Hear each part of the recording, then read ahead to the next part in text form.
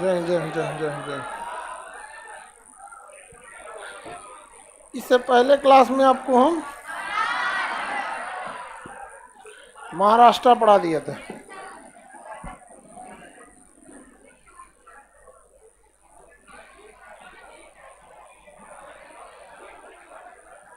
आज महाराष्ट्र के ऊपर पढ़ाना है। हाँ, उसके आगे यहाँ का वड़ा पाव बड़ी फेमस है महाराष्ट्र। खाने पीने के बाद में लड़की से तुरंत जवाब देती है सर। जैसे बोलेंगे कुछ खाने पीने वाला तुरंत जवाब देगी सर एकदम। आप लोग वड़ा पाव नहीं खाए? सिंपल चीज है, आलू चॉप छान के पारोटी के बीच में डाल दीजिए, हो गया बड़ा। महाराष्ट्र में ना आलू चॉप को ना वड़ा बोला जाता है। आलू का पकौड़ी, पाव मतलब पाव रोटी, उसको काटिए, आलू चॉप लीजिए, दाब दीजिए, हो गया। तो महाराष्ट्र में ये काफी फेमस है। बिहार में जैसे लिट्टी चोखा, लेकिन ना प्रॉपरली देखिएगा तो बिहार में ऐसा नहीं है कि केवल लोग लिट्टी चोखा खाते हैं, हर चीज खाते हैं, लेकिन ये थोड़ा ज्यादा फेमस हो गया। लेकिन वड़ा पाव अगर महाराष्ट्र में जाएंगे तो हर जगह मिलेगा, हर स्ट्रीट फूड पे आपको क्या होगा, मिलते रहता है। अंग्रेज जब भारत में आए थे सब ना, तो पहले बहुत खुश था सब। उन सबको लगा कि ना अकेले 20-22 गो देश पे कब्जा कर लिया है सब। कर्नाटक में गया तो अलग माहौल, महाराष्ट्र में अलग, बंगाल में अलग, पंजाब में सगा पुत्र लस्सी पी ले। बाद में उस सबको पता चला एक के देश है। अब हम लोग महाराष्ट्र के नीचे चलते हैं। महाराष्ट्र का ज्योग्राफिकल आप एडवांटेज समझ में आ गया। महाराष्ट्र में पहाड़ ज्यादा है। आप फिजिकल नक्शा में देखिए, फिजिकल नक्शा में देखिए, महाराष्ट्र में खूब पहाड़ मिलेगा आपको। हाँ, देखिए जरा मेरी ओर, हम रेड कलर से पहाड़ बना रहे हैं। ये पूरा एरिया सतपुड़ा का हो गया। किसका हो गया? सतपुड़ा। ये टूटा फूटा एरिया किसका हो गया? अजंता का हो। कौन सा हो गया? अजंता। ये हो गया पश्चिमी घाट। कौन सा घाट? पश्चिमी। पूरा पहाड़ हो जाएगा। दूसरा, जब पहाड़ खत्म होते हैं तो कई बहुत दूर तक उसके छोटे छोटे पहाड़ियां अवेलेबल होती हैं। जैसे नदी खत्म हो जाने के बाद भी ना 1-8 किलोमीटर तक उसका प्रभाव रहता है। वही होता है पूरे महाराष्ट्र में से पहाड़ बहुत ज़्यादा मिलेंगे। और पहाड़ के होने की वजह से वहाँ कनेक्टिविटी कम हो जाती है। कनेक्टिविटी कम होने से लोग कम बसेंगे, जंगल ज़्यादा हो जाएगा। तो महाराष्ट्र के एरिया में जंगल और पहाड़ बहुत ज़्यादा थे। यही वजह है कि मुगल और मराठों के बीच जब संघर्ष हुआ तो मुगलों को जाके पहाड़ में लड़ना था, जाके जंगल में लड़ना था, और मराठा सैनिकों को वहीं रहना था। तो आप भूगोल से नहीं जीत सकते। समझ में आ गया कि नहीं आ गया? यही हार का कारण हुआ था अमेरिका का वियतनाम में। वियतनाम में इतने घने जंगल थे, इतने घने जंगल कि यहाँ से 10-20 फीट के बाद कुछ नहीं दिखता था, और उसमें दलदल रहता था, उसमें चल नहीं पाते थे। अमेरिका के सैनिक आते थे तो छप छप आवाज करते रहता था वहाँ पे, और कहीं ना कहीं घात लगा के बैठा मार देते थे सब। वहाँ वियतनाम की लड़ाई में वहाँ के बच्चा, बूढ़ा, महिला सब हथियार उठा लिया था और अमेरिका को भागना पड़ा था वहाँ से। अफगानिस्तान की लड़ाई से भी अमेरिका क्या हुआ? भागा। लेकिन भारत को वो लोग अनस्टेबल करना चाहते हैं। भागने के दौरान वो जानबूझ के ज़्यादातर हथियारों को वहीं छोड़ के चला गया, क्योंकि हथियार अगर छोड़ के जाएगा तो अफगानिस्तान के साथ साथ पाकिस्तान भी अशांत हो जाएगा, और जब पाकिस्तान अशांत हो जाएगा तो कश्मीर को अशांत करेगा। इस अशांति को दूर करने के लिए भारत, पाकिस्तान, अफगानिस्तान तीनों को हथियार खरीदना पड़ेगा। और हथियार के लिए अमेरिका। लोगों को लगता है अमेरिका हथियार छोड़ के चला गया। अरे 100 ग्राम छोड़ा है 1 कुंटल बेचने की तैयारी के लिए। समझ में आ गया कि नहीं आ गया? कैसे आदमी जाता है कुछ खरीदने तो एक टेस्ट करा देता है, लीजिए ना, खा के देखिए, बढ़िया तो है। नहीं समझ में आया? तो लोगों को लग रहा था अफगानिस्तान में अमेरिका ने हथियार छोड़ दिया। अरे जो ये सब हथियार छोड़ने वाले हैं सब बहुत बढ़िया स्ट्रेटजी के तहत क्या किया गया है? छोड़ा गया था अनस्टेबल करने के लिए। हम लोग के लिए इसलिए ना, हम लोग अपनी फौज पे इतना खर्चा कर देते हैं। बहुत जरूरी है फौज पे खर्च करना, बट वहां से ना डायरेक्ट आपको इनकम रिटर्न नहीं दिखता है। समझ में आएगी नहीं आ गया? अमेरिका वगैरह में क्या इतना ना उन सबका पढ़ाई लिखाई इतना एडवांस हो गया है जिसका कोई हद नहीं। हम लोग के यहाँ आईआईटी में, हम लोग के यहाँ सबसे बड़ी इंजीनियरिंग कॉलेज कौन सी? आईआईटी। लोग आईआईटी में इसलिए नौकरी करते हैं कि अमेरिका की किसी कंपनी में जॉब कर सके। सोचिए ओवरऑल में क्या होता है। एक आईआईटीएन से पूछे क्यों जाना चाहते हो तो कहेगा बढ़िया पैकेज मिलता है, मतलब तुमको नौकरी करना है। कहाँ? तो अमेरिका की किसी कंपनी में। और अमेरिका के कॉलेज में जाके देखिएगा, बड़े कॉलेज में पढ़ने क्यों पढ़ना चाहते हो? अपनी कंपनी डालनी है, अपना प्रोडक्ट डालना है। तो दोनों के माइंडसेट में अंतर है। वो मालिक बनने के लिए सोच रहा है और हम लोग उसके यहाँ काम करने के लिए सोच रहे हैं। ज़्यादातर आईआईटी, कुछ आईआईएम वगैरह हैं तो वो लोग में भी थोड़ा सा एंटरप्रेन्योरशिप ज़्यादा है वहाँ पर। और हमारे यहाँ का कल्चर भी है, लोग बिजनेसमैन को अजीब वैल्यू देते हैं। समझ में आ गया कि नहीं? बिजनेसमैन को लोग वैल्यू नहीं देते। गुजराती इस सब मामले में बहुत अच्छे हैं। गुजरात वाले बिजनेस में थोड़ा भी नहीं शर्माते कहीं पे भी। वहाँ अच्छा, वहाँ की और लड़कियाँ भी, फीमेल भी वहाँ पे ऐसा नहीं है, यहाँ पर बहुत स्ट्रेट फॉरवर्ड है। वहाँ पे अपने काम को काम समझती हैं वो लोग। और हमारे यहाँ क्या है कि आधी वर्क जो हमारी फोर्सेज है, महिलाओं को तो घर में डाल के क्वारंटीन करके रख दिया। बाद में ना हम लोग को पता चला क्वारंटीन क्या होता है। आप लोग को तो बचपन से क्वारंटीन में डाला था, नहीं समझे? तो आप लोग तो बाद में आजाद हुए। तो भारत में देखेंगे तो ये ज्योग्राफिकली हिसाब से भी बहुत धनी है। समुद्र होने के वजह से और कपास होने की वजह से व्यापार ज़्यादा होता है। क्योंकि पहले ज़माने में आज भी सबसे ज़्यादा दुकानें आपको किसी चीज़ की मिलेंगी तो कपड़े की मिलेंगी।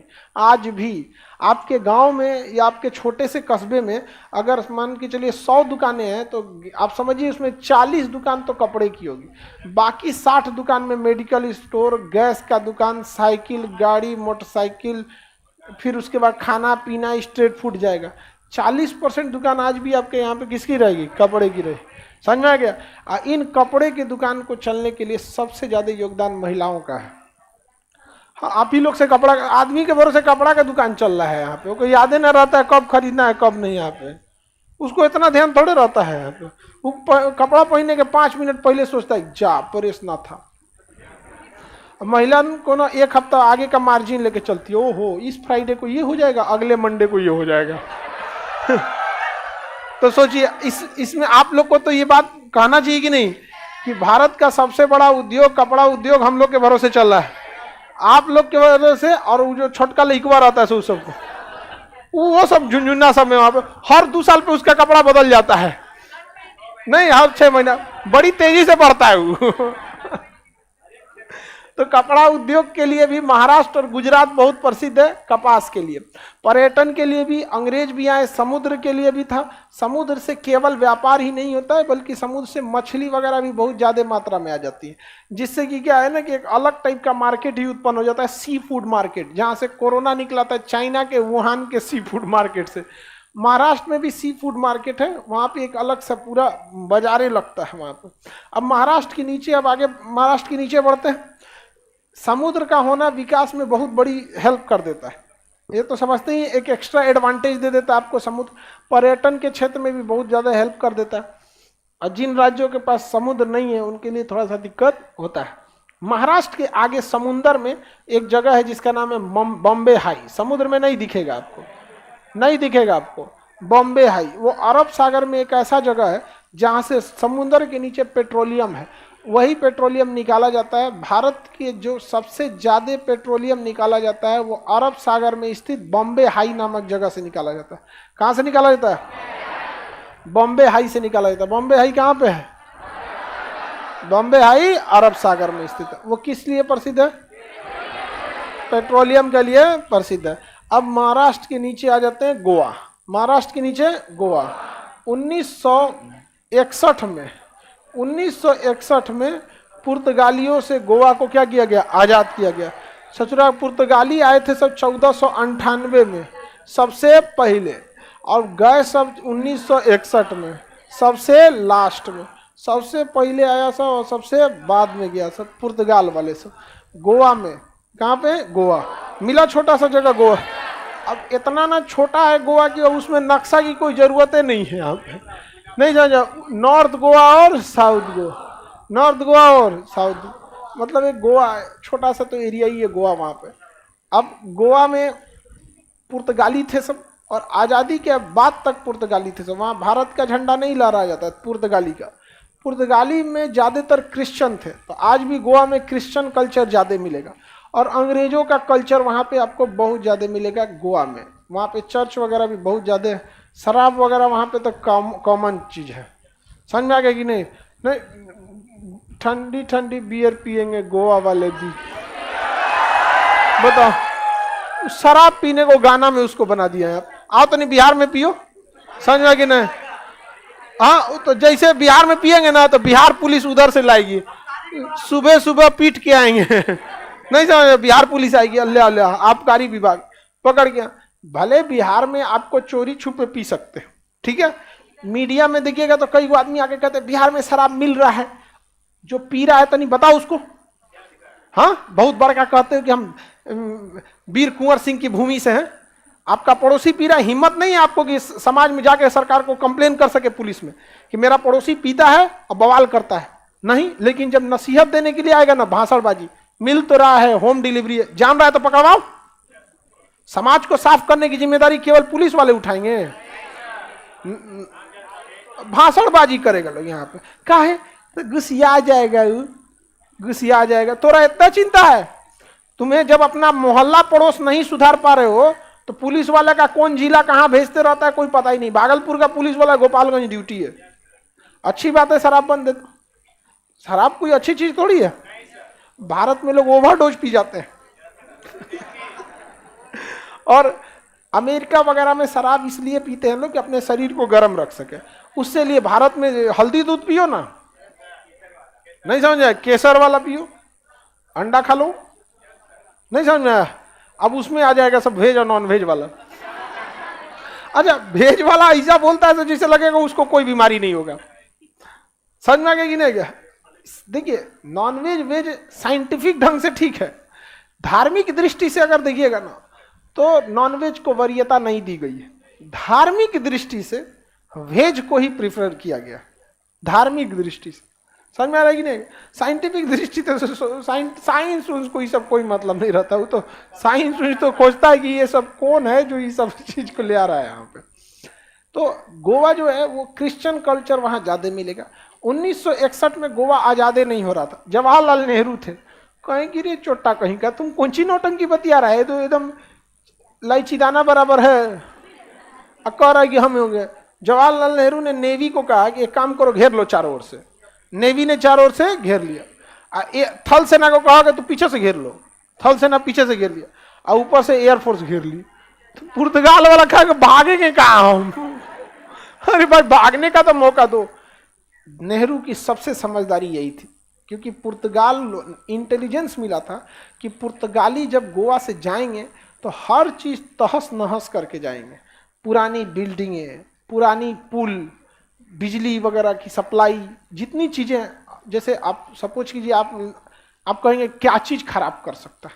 आप जिस लॉज में रहते हैं एक छोटे से कमरा में, कभी कभी इतना खचरा लड़का आता है, लॉज खाली करके जाएगा, बल्ब फोड़ देगा, बोर्ड तोड़ देता है, बिजली वाला बोर्ड को क्या करता है, तोड़ देता है, बेसिन का पाइप नोच देता है। तो सोचिए, जब आप इतना छोटा रूम तहस नहस कर सकते हैं तो उसको पूरा राज्य मिला था। नेहरू को लगा कि अरे सोच रहते हैं क्या, ये जाएगा तहस नहस करके जाएगा, रुक तोरा बता तो हम यहाँ। नेहरू ने क्या कर दिया, चारों ओर से घेरवा दिया। पुर्तगाल वाले करे जाएंगे किधर से, कहा कोई बात नहीं, हम पहुंचा देंगे आपको, ला दे सामान इनका, पहुंचा दे पुर्तगाल। अगले दिन पुर्तगाल पहुंच गए वहां पे लोग, यहाँ पे ऑपरेशन विजय सक्सेस हो गया।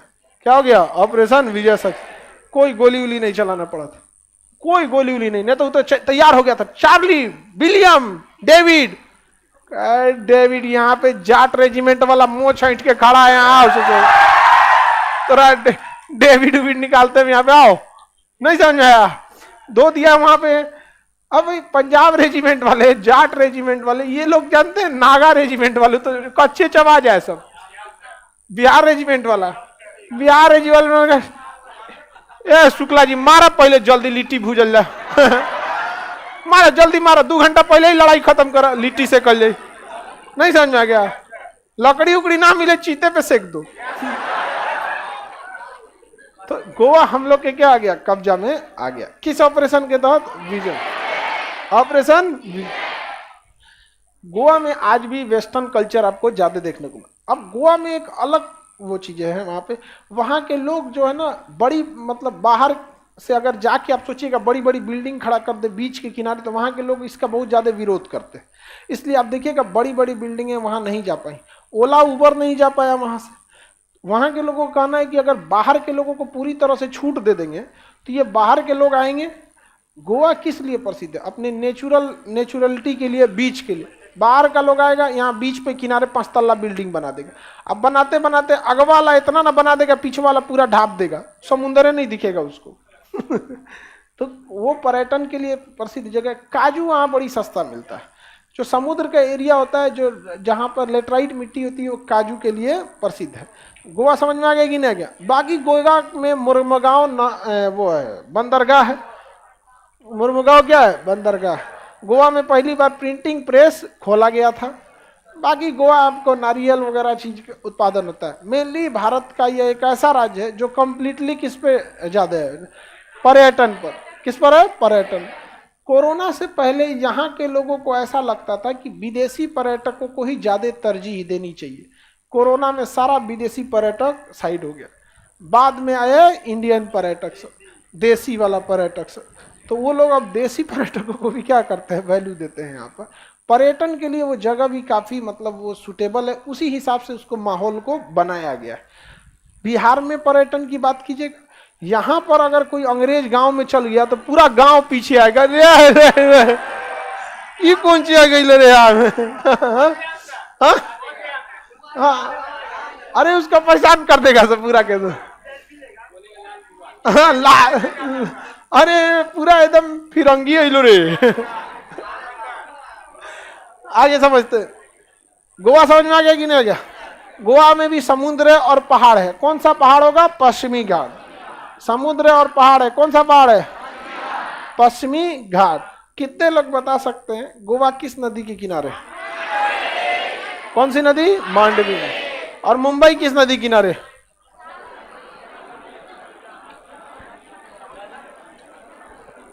हैदराबाद। आगे आप लोग को एक चीज पढ़ना रहेगा ज्योग्राफी में, बड़े शहर किस किस नदी के किनारे। मुंबई तो मेनली समुद्र है। आगे गोवा में कौन सी नदी? हाँ, मांडवी नदी है। बाकी गोवा बहुत बड़ा नहीं है, जो कि आपको इसमें बहुत सारा चीजों को आपको पढ़ने को मिले। गोवा में एक शहर है वास्को। कौन सा शहर है? वास्को। तो एक पणजी शहर हो गया। पणजी क्या हो गया? शहर हो गया। गोवा की राजधानी क्या हो गई? पणजी। और एक दूसरा बड़ा शहर हो गया वास्को। बाकी गोवा में बीचेज ज्यादा हैं। समझ में आ गया कि नहीं आ गया? गोवा में बीच बहुत, जैसे चौपाटी बीच मुंबई का फेमस है, वैसे ही जुहू और चौपाटी। वैसे गोवा का है कंडोलिन बीच है, बाघा बीच है, कलंगूट बीच है, और बहुत सारे बीच है। बीच उस जगह पे ही होता है जहां पर पत्थर नहीं होता है। पत्थर नहीं होता, बालू होते हैं। क्या होंगे? बालू। बाकी मुंबई के बाद आगे पत्थर। ताज होटल के पास देखेंगे पत्थर है, जाएंगे ना हचाक से एगो गहिरा है, एगो पत्थर है, अगवा वाले में पैर रखेंगे इसे घचाक दे नीचे चल गए, तहस नहस हो जाएंगे वहां पे। और दूसरा क्या है, नहाने में पत्थर उत्थर में दिक्कत नहीं होता। बालू में अगर आपको पानी खींच ले जाता है तो फेंक देता है, तो बालू रहेगा तो कोई दिक्कत नहीं। उन्हें पत्थरवे पे ले आकर पटक देगा, कपारे फूट गया, जा यहाँ पे। हाँ, वो घाट के किनारे आपको कोनो टाका मारने वाला भी न मिलेगा, मर जाएंगे ऐसे ही। तो बीच हर जगह को नहीं बनाया जाता है, वही बनाया जाता है जहाँ ढाल कम हो और पूरी तरह से क्या हो? बालू हो। तो वही जगह क्या कहते हैं? बीच। फिर भी हमेशा देखिएगा डेली 2-4 को जाके वहां मरते रहेगा सब, एडवांस बनेगा सब, इतना पनिया में चल जाएगा सब। और इस समुंदर का घुटना भर पानी आपको ना 4 आदमी के ढकेलने इतना प्रेशर लगाता है। नदी थोड़ी है, समुंदर है, कितना दूर से मारा है प्रेशर, और ढकेल के फिर वापस लेके चल जाता है। ढकेल के गिराएगा, लहर इसे मारेगा, ढह जाएंगे, गिर जाएंगे, अब वापस जाएगा तो लेके चलेगा, आओ तुमको चलते हैं, तुमको अरब सागर दिखा के लाते हैं। हालत खराब हो जाता है। हाँ, अरे अक्सर मरते रहता है सब कोई ना कोई यहाँ पे, जबकि वहाँ पुलिस वार्निंग देती रहती है कि ज्यादा आगे मत जाओ। वो भी देखता है कि जा जरूरत नहीं, तेरा मरे का शौक है तो तू चल जाओ, बॉम्बे हाई चल जाओ, तुम यहाँ पे चल जाऊँ, मर समुद्रवा में जो तेल निकाल वहां पे, यही सब मरा है सब, नीचवा पेट्रोलियम बना है सब। आदमी नहीं मरा है वहां पे, तो पेट्रोलियम मरा। आगे बढ़े। चलिए अब ध्यान से देखते हैं नीचे, अब देखते हैं गोवा के नीचे। गोवा के नीचे कौन सा स्टेट है? कर्नाटक। अच्छा तेलंगाना है, तेलंगाना देख लेना, नाम चेंज कर देना, ठीक है। तेलंगाना भाई ये कब बना? 2 जून 2014। किससे अलग हुआ? कर्नाटक, आंध्र प्रदेश से अलग हुआ। किससे अलग हुआ? तेलंगाना एक स्थलबद्ध राज्य हो गया है। तेलंगाना कैसा राज्य हो गया? स्थलबद्ध। अगर आप तेलंगाना की सीमाओं को देखिएगा तो कितने राज्यों से लगाता है? एक इधर से देखिए, उड़ीसा, छत्तीसगढ़, महाराष्ट्र, कर्नाटक, आंध्र प्रदेश, कितने राज्यों से लगा दे पाए? 2 जून 2014 को यह भारत का 29वां राज्य बना था, लेकिन उसके बाद बड़ा ज्यादा तहस नहस हुआ। ऐसे ऐसे कभी कश्मीर टूटा तो ये 28वां चला आया, वापस किस पे चला आया? 28वां चला आया। आंध्र प्रदेश से टूटकर अलग हुआ। ये स्थलबद्ध देश है, इसको तोड़ा गया यहाँ पे इस डिजाइन से। हालांकि इसके पास समुंदर रहता तो ज्यादा ये और आगे बढ़ सकता था, लेकिन कोई दिक्कत थोड़ी है, ये कोई अलग देश थोड़ी है कि इधर जाने में वीजा लगेगा आपको। आप तो आराम से जा सकते हैं वाईजैग, विशाखापट्टनम। अंग्रेजवा विशाखापट्टनम नहीं बोल पाता था सर, वाईजैग। समझ आ गया कि नहीं आ गया? खूब खूब नाम रखता है। तो ये हो गया आपका कौन सा राज्य? तेलंगाना। तेलंगाना की राजधानी, तेलंगाना की राजधानी, तेलंगाना की राजधानी हैदराबाद। वहीं पे मिलेगा सिकंदराबाद। हैदराबाद जहां ना, वहीं पे मिलेगा सिकंदराबाद। एटलस कहाँ है आपका? आपका एटलस कहाँ है? आप ही को कह रहे हैं? हाँ हाँ, तो उसमें कहाँ है हैदराबाद? तेलंगाना। हैदराबाद मिला, सिकंदराबाद कहाँ? महाराष्ट्र है बबनी। नागपुर के पास वो हैदराबाद खोज रही है।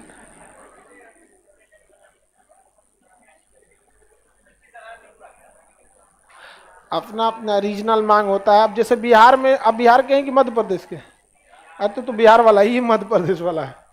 अब बिहार में लोग मिथिलांचल को कहते हैं कि हमारा नाम मिथिला होना चाहिए, मिथिला क्षेत्र। अरे भैया, मिथिला में तो बाढ़े खाली है कि नहीं है? बाढ़, इंडस्ट्रीज तो है ये नहीं है, कोसी बाढ़ वाला एरिया। मिथिला से कितना टैक्स कलेक्शन होता है, कितना टैक्स कलेक्शन होता है मिथिला के जितना डिस्ट्रिक्ट, इस सब को देखना। बिहार अपने छोट हो गया झारखंड टूटने के बाद, अब मिथिला टूटने के बाद और हो जाएगा। बल्कि ये उन लोगों को कहना चाहिए कि बजट का एक अच्छा खासा एरिया मिथिला के लिए कंपलसरी आप खर्च कीजिए। जैसे नहीं कि बजट का आपके पास है तो चलिए कुल विकासात्मक काम का आप 30% कम से कम तो करना ही करना है। हर चीज का समाधान तोड़ देना ही नहीं होता है। समझ में आएगी नहीं आएगा? कोई जरूरी नहीं है कि टूटने के बाद मिथिला बहुत आगे चला ही जाए, पीछे भी हो सकता है। इसलिए हर चीज सोचना चाहिए। यहां पर आगे बढ़ जाए तो मिल गया कर्नाटक, तेलंगाना की राजधानी क्या? हैदराबाद। तेलंगाना की राजधानी हैदराबाद। ये हैदराबाद इंटरनेशनल शहर है। माइक्रोसॉफ्ट से लेके बड़े बड़े शहरों की कंपनी, जो multinational company, MNC, multinational company MNC, उसके बड़े बड़े ऑफिसेस कहाँ हैं? हैदराबाद। हैदराबाद एक बहुत प्राचीन शहर है। कुली कुतुब शाह के समय यहाँ पर 4 मीनार बनाए गए। हैदराबाद में क्या बना?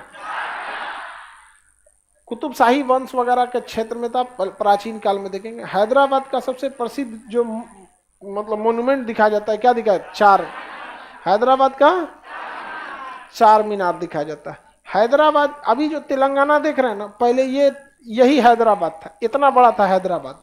पूरा तेलंगाना दिख रहा है ना, सामने देखिए पूरा तेलंगाना दिख रहा है। ये पूरा का पूरा क्या था? हैदराबाद।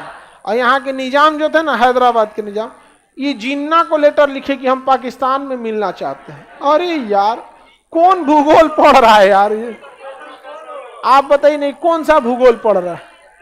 हाँ, अब सरदार पटेल कहेंगे कोई बात नहीं, रुकिए हम आपको बताते हैं।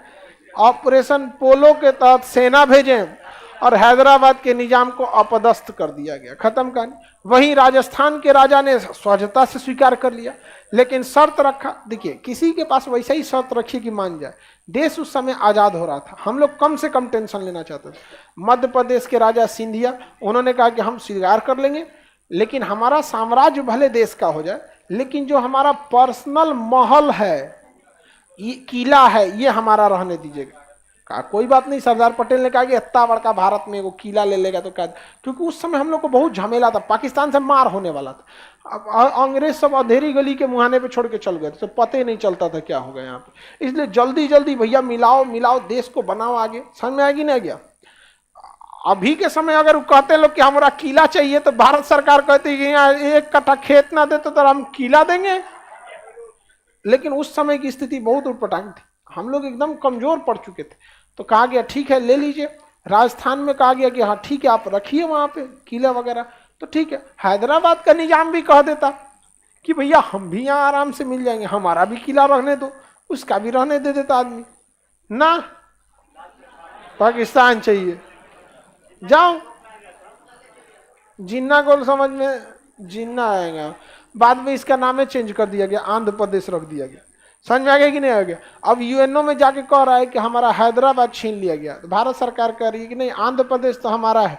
वहाँ जज देख रहा है, कर रही है ये लड़ किस पे रहा है भाई, आंध्र प्रदेश पे लड़ रहा है कि हैदराबाद? कहा कि ये सरदार पटेल ठीक आदमी नहीं है, जगह भी छीन लिया और ना नाम भी चेंज कर दिया, चीटिंग करता है। सरदार पटेल काम निपटा दिए, कह जाए चीटिंग करता है, आएगा हमसे लड़ने। सरदार पटेल जमीन से जुड़े हुए इंसान थे। अचानक उनकी मृत्यु हो गई 1950 में। 1950 में मृत्यु हो गई, और भारत में इलेक्शन हुआ 1951 में। एक वो आदमी ज्ञान दे रहा था कि सरदार पटेल को प्रधानमंत्री होना चाहिए।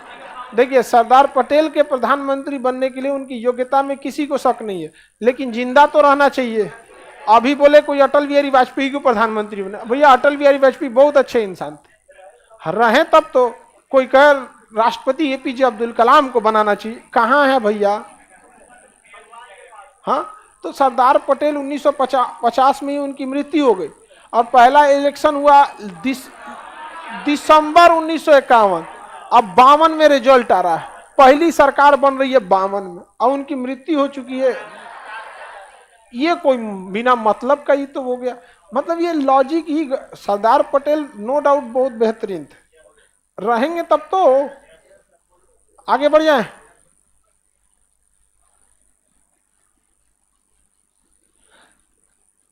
ज्वाइन कर लिया डीआरडीओ, कौन लड़का है जी? बिना मिठाई खिले ले डीआरडीओ ज्वाइन कर रहा है तो, और ऊपर है हाँ दिवेश कुमार। आज मेरे, अच्छा इसका नहीं, मेरे भाई का डीआरडीओ में हो गया, तो भाई को बोलो मिठाई खिला के जाए, ज्वाइनिंग के बाद खिलाएगा। देखो ये सबको, यही सब का ज्वाइनिंग दिक्कत होता है।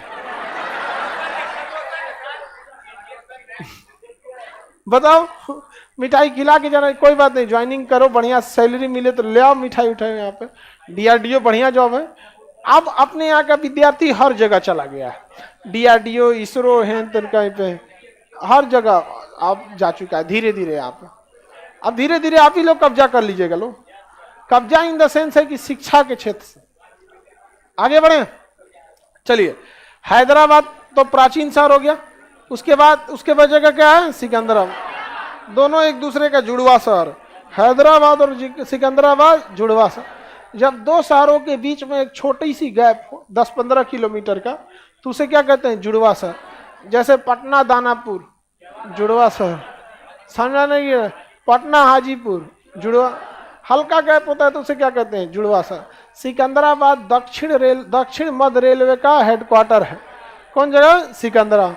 जहाँ सिकंदराबाद लिखा है ना, वहीं पे देखिएगा लिखा होगा गोलकुंडा, मिला है गोलकुंड। हैदराबाद सिकंदराबाद, नीचे लिखा है गोलकुंडा। गोलकुंडा के खान से निकाला गया था कोहिनूर हीरा। कौन सा हीरा? कोहिनूर हीरा। और काकतीय वंश के शासक प्रताप रुद्रदेव के पास था। काकतीय वंश के शासक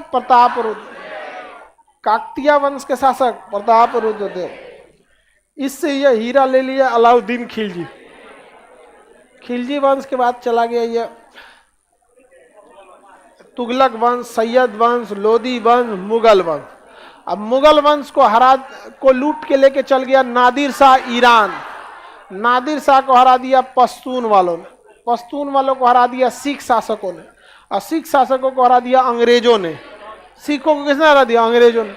और अंग्रेज लेके चल गए महारानी के ताज में लगा दिया कोहिनूर हीरा। कोहिनूर हीरा उस समय का सबसे बेशकीमती हीरा था। इस हीरे के पास ऐतिहासिक महत्व ज्यादा है। जैसे कोहिनूर हीरा फेमस हो गया, ऐसा लगता है कि ओकरा से बढ़िया हीरे ना है, ऐतिहासिक महत्व है उसका। टाइटेनिक जहाज, ओकरा से बड़ बड़ जहाज भारत में बन के रेडी है, नहीं समझे, लेकिन उसका ऐतिहासिक महत्व था। पहले दिन डूब गया ससुरा, पता ही पहले दिन डूब गया। हाँ, जाके पानी वाले बर्फ में ले जाकर ठोक दिए जाए यहाँ पे। खैर उस समय इतनी टेक्नोलॉजी नहीं थी, रडार नहीं था। आजकल तो जहाज में रडार आ गए हैं सब। अभी एगो धनबाद में जहाज गिर गया, कल गिरा है, और 2 टकराने से बचा था यहाँ पे। ये इंडिया का एक नेपाल का जहाज में टकराने से, तो उससे पहले हम आप लोग को नहीं वीडियो बना दिए थे टीका सिस्टम। अभी कल वीडियो 2 जहाज को टकराने, परसों टकराने से बचा है, और उसको खूब अच्छा समझाए हैं। अरे देख लिया होगा तभी तो बचा है। पास आ गए थे सब वहां पे। टीका सिस्टम जहाज का है यहाँ पे, ट्रैफिक एवॉइडेंस कोलिजन से क्या करता है? बचाता है यहाँ पे। जहाज के बारे में कैसे पता? अरे तुम आम खाओ ना, पेड़ काहे गिनते हो? हाँ, आगे बढ़ जाए तो बताइए, तो ये कोहिनूर हीरा का गोलकुंडा, उसका ऐतिहासिक महत्व बहुत ज्यादा है। अब महारानी के ताज में लगा हुआ है, हम लोग दबाव बना के लाएंगे तो बवाल होगा, क्योंकि किसी भी देश के लिए वहां की जनता क्या करेगी? समझ में आ गई कि नहीं? वो करेगी। इसके लिए ऐसा कुछ स्थिति बनेगी कि ओकरे यहाँ बहुते दिक्कत हो, खाने पीना घट जाए, गेहूं चावल घट जाए, और तब हो जाएगा कि भाई तुम एक काम करते हैं, तुम ले लो गेहूं चावल यहाँ से, हमरा वो लौटा दो। यही ना होगा, क्योंकि हमें दोनों ओर के सेंटिमेंट्स को ध्यान रखना होता। अभी वहाँ पे भारत का तिरंगा झंडा को नीचे कर दिया, हम लोग भी उनके उच्चायोग का व्यवस्था कर दिए हम लोग भी। समझ में आ गया कि नहीं? दिल्ली जाइएगा ना, इंडिया गेट के पास चाणक्यपुरी में खूब ज्यादा दूतावास मिलेगा। समझ में आ गई नहीं? वहीं पे ब्रिटेन का दूतावास था, उसके सामने भारत सरकार टॉयलेट बना रही है। अब बताइए, भारत का सरकारी टॉयलेट रद्द करके रख दे।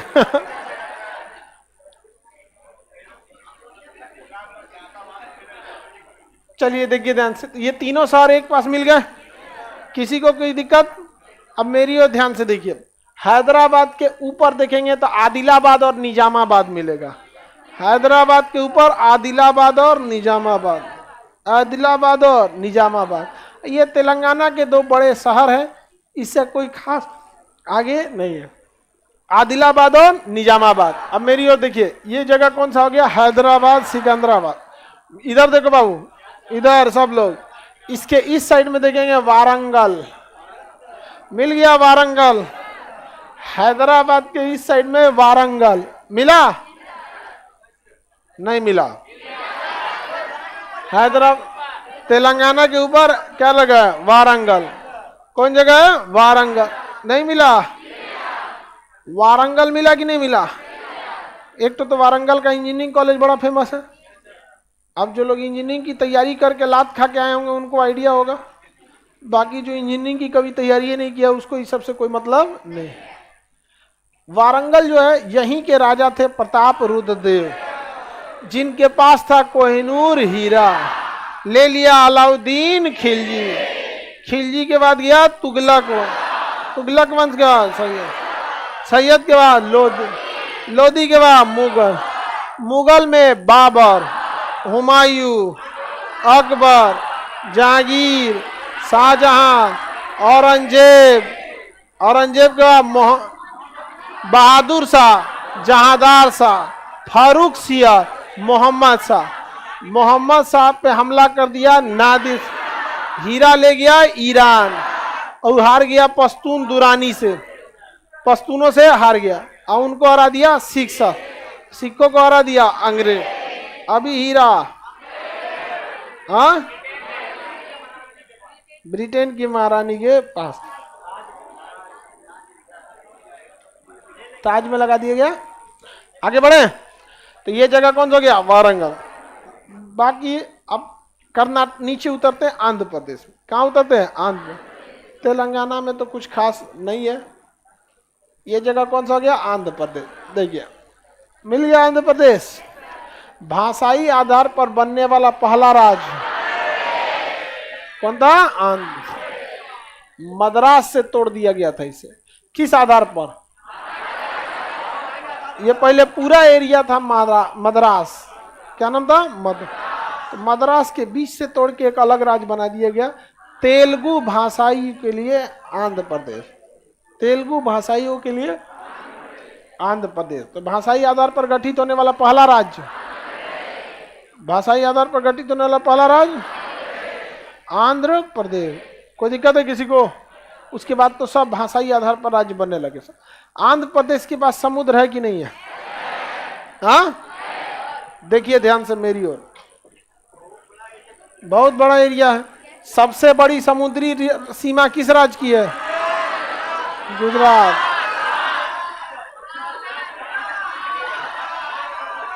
गुजरात की है। इधर देखिए मेरी ओर। सबसे नीचे मिलेगा आपको पुलिकट, श्रीहरिकोटा और पुलिकट। सबसे नीचे में श्रीहरिकोटा पुलिकट मिल गया। श्रीहरिकोटा और पुलिकट। श्रीहरिकोटा पुलिकट। पुलिकट झील है। पुलिकट क्या है? पुलिकट झील। इसी झील में स्थित है श्रीहरिकोटा द्वीप। क्या स्थित है? श्रीहरिकोटा द्वीप। श्रीहरिकोटा द्वीप जो है वहां इसरो का लॉन्चिंग स्टेशन है। सतीश धवन प्रक्षेपण केंद्र। सतीश धवन प्रक्षेपण केंद्र। सतीश धवन प्रक्षेपण केंद्र। यहां से कल ही इसरो ने रॉकेट को लॉन्च किया। 36 रॉकेट को क्या कर दिया गया? लॉन्च कर दिया गया। तो यहां से भारत सरकार का इसरो का मेन लॉन्चिंग स्टेशन कहाँ है? श्रीहरिकोटा के किस द्वीप पर? पुलिकट झील के श्रीहरिकोटा द्वीप पर। स्टेशन का नाम क्या है? सतीश धवन लॉन्चिंग स्टेशन, प्रक्षेपण केंद्र। सतीश धवन प्रक्षेपण केंद्र कहां पर है? श्रीहरिकोटा। याद रहेगा? अब मेरी ओर ध्यान दीजिए। तो ये तो श्रीहरिकोटा हो गया। समुद्र के किनारे किनारे देखें मछलीपट्टनम मिल गया। समुद्र के किनारे किनारे मछलीपट्टनम मिल गया। मछलीपट्टनम। बताइए पुर्तगालियों ने अपना पहला कारखाना कहां डाला? पुर्तगाली कालीकट आए थे सर। अंग्रेजों ने पहला कारखाना कहां डाला? सूरत में डाला। फ्रांसीसियों ने पहला कारखाना कहां डाला? सूरत में ही डाला।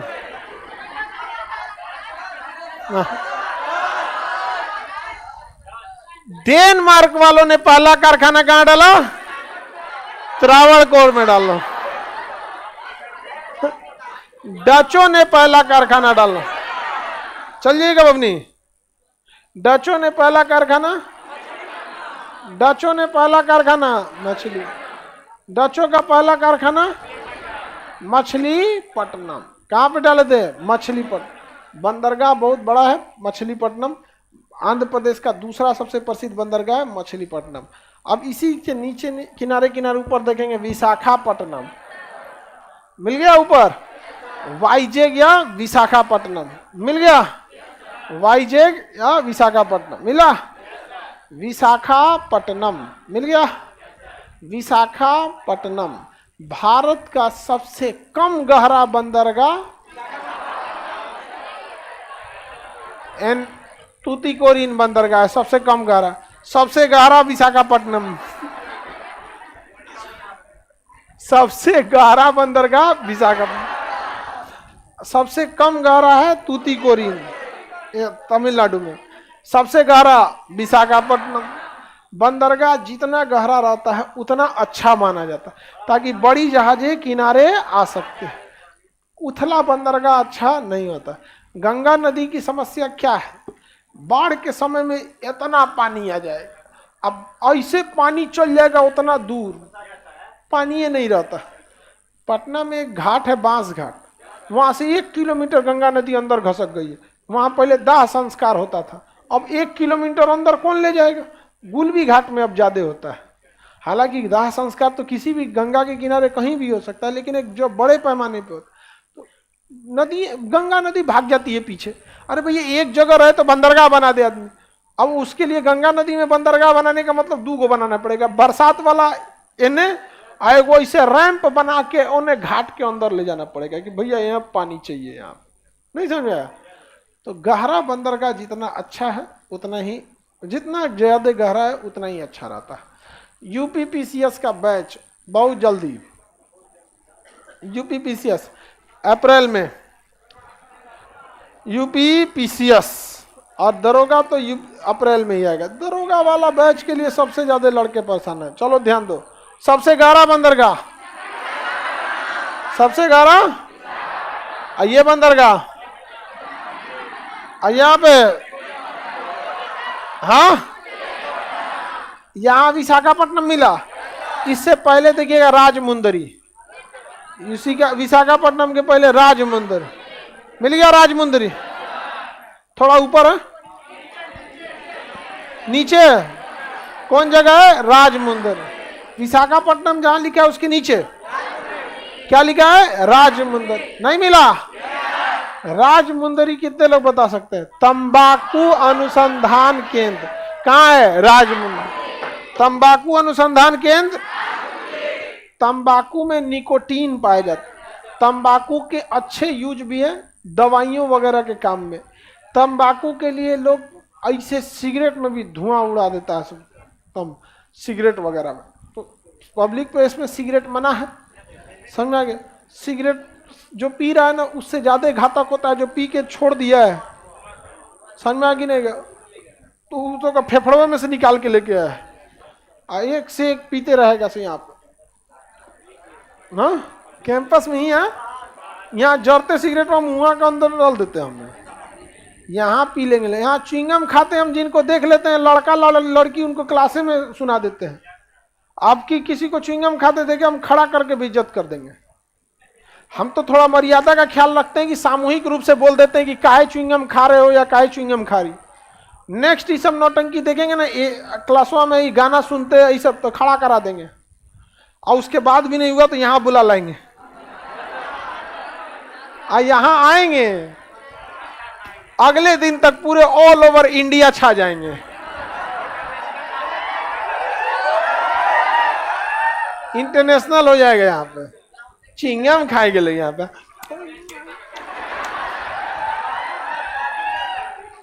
डिसिप्लिन बहुत जरूरी होता है। तंबाकू अनुसंधान केंद्र कहाँ है, तंबाकू के साइंटिफिक यूज भी है, ऐसे उसमें भी है। यहाँ पे आगे बढ़ जाए, अब बाकी के अंदर के शहर को कल पढ़ लेंगे लोग, ठीक है।